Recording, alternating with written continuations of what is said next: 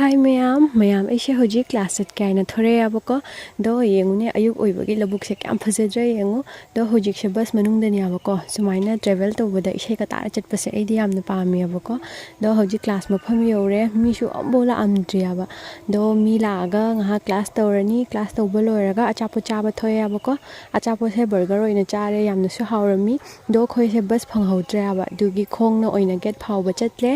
adegi get tanga hak phamme phammi se bus ngari ne ba ko arang mara chatpagi arang mara da xerox to ba chatori ba pelaba jatni eme tamba da gi xerox na wai chai re pelaba jatni xerox ka do yeng ne flex se kam phajana pai tre yeng ubuda haidi nungai ba du phawi ba do ai nung shi shu color ka loina kok thare khoina leri se get tani ba ko khoi gi jum da han bagi bus to adu do manung da chang ya ba ko du thorak pa ngai ni do hoji gi yum da hale phajana su ware masang am khong na lak pagi du di lo shinjarage mayam